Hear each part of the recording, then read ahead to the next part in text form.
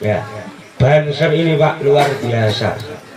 Ciri acara NU yang ketiga itu pasti ada banser, barisan ansor serbaguna. Apa? Dikongkon mimpin yasinan oke, tahlilan oke, Indonesia Raya oke, Mars banser oke, walaupun sebagian banser itu nggak hafal karena umi-umi saja, nggak apa-apa.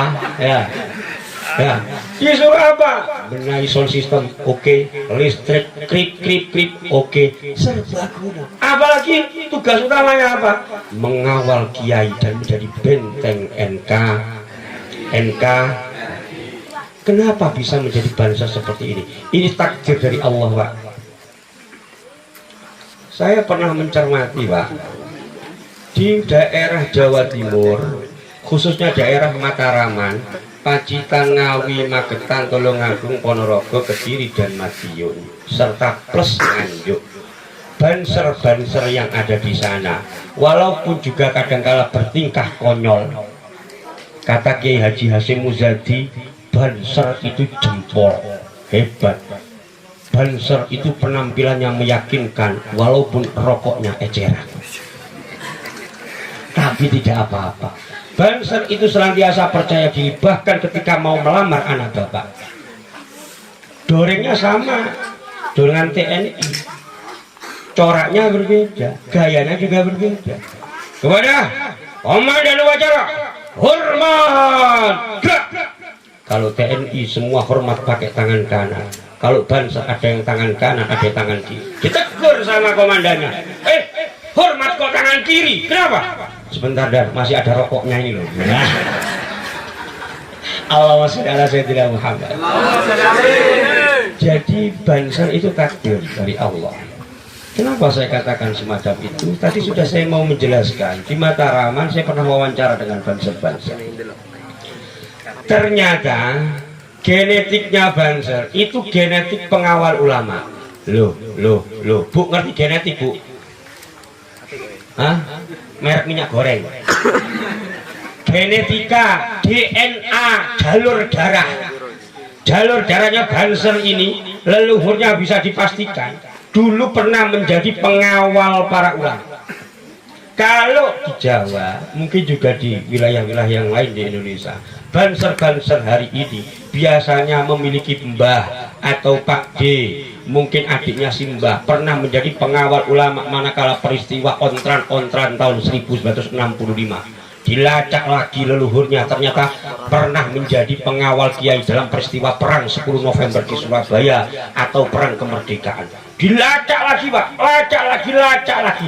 Ternyata genetikanya, apalagi orang-orang Jawa seperti ini, biasanya ditemukan leluhur mereka generasi ke-7, kalau dalam istilah orang Jawa, anak, bapak, mbah, canggah, buyut, udek-udek, gantung siwur, gedebok bosok.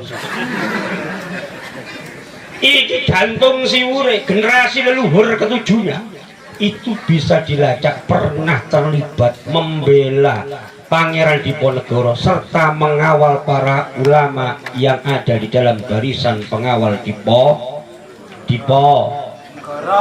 Diponorogo ini gimana? Diponegoro, Bu, ulangi, Bu. Woi. Oh, wah, di Bojonegoro nyari. Iki piye? Wah, asal ya Ilmu Tohar Bojonegoro. Bojonegoro, kemudian Ilmu Tohar kalau misalnya pas umroh ketemu sama orang Arab, min aina jita? Indonesia. Indonesia. Zaujatul bilad. Mana zaujatul bilad? Bojone negara. Zaujah iku bojo.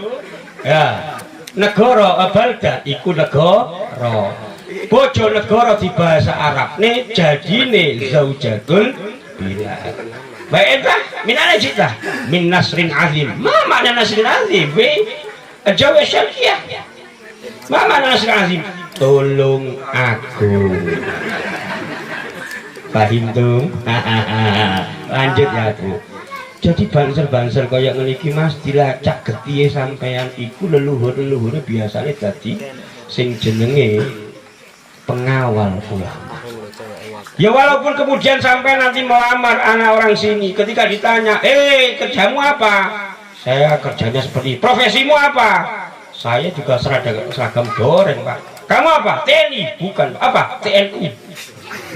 Kalau TNI Tentara Nasional Indonesia. Kalau TNU Tentara Nahdlatul Ulama. Gini tepuk tangan untuk Banser lah. Allah, Banser itu semangat kalau ngawal kiai. Saya waktu diundang di Jember, Pak, yang namanya Banser itu kadang-kala ada yang jadi kuli bangunan, ya enggak? Ada yang jadi apa-apa, pokoknya kerja serabutan, tapi loyalitasnya enggak perlu dilakukan. Saya pernah ngisi kajian pengajian seperti di Jember. Waktu itu tangan saya abu itu apa sih? Bengkak. Abu, berarti wong Jawa kayak Bu, tangan saya itu bengkak. Yang namanya Banser ketika tahu ada mubalek mungkin turun dari mobil, lek nyalami masya Allah, salamane gak ono amplope, cekelane kenceng. Tanganku abu, tangan saya bengkak, disalami sama Banser tentara lokal ini. Salamane kenceng, jepit. Saya itu di hati. Aduh. Assalamualaikum. Aduh. Nang hati kok. Itu enggak kebablas miso. Mau dipisui wedi aku Banser kan gitu kan. Allahumma sholli ala sayyidina Muhammad. Kenapa teori genetika ini penting? Sebab dalam tradisi militer, silakan ditanya kepada Pak Komandan, Pak Kapolsek, Pak Tentara dan Ramil yang ada di sini.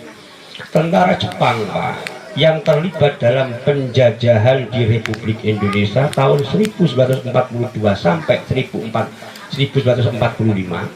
Ternyata tentara Jepang yang terlibat penjajahan di Indonesia, di Malaysia, Singapura, Filipina, Myanmar, Burma, dan seterusnya itu ternyata mereka adalah anak atau cucu dari pasukan Jepang yang terlibat dalam pertempuran antara Jepang dengan Rusia dan dimenangkan oleh Jepang di perairan antara dua angkatan laut dua kerajaan ini tahun 1905. Jadi anaknya ikut tentara, baik itu ya tentara. Nah, ketika tentara Jepang terlibat dalam perang melawan Rusia dan berhasil mengalahkan Rusia, ternyata dilacak genetikanya, DNA-nya, jalur darahnya. Mereka ini adalah anak-anak dari para samurai yang terlibat di dalam restorasi Meiji. Kenal restorasi Meiji, Bu? Meiji itu merek es krim. Tidak ada hubungannya dengan Doraemon, apalagi Suneo. Dan seterusnya.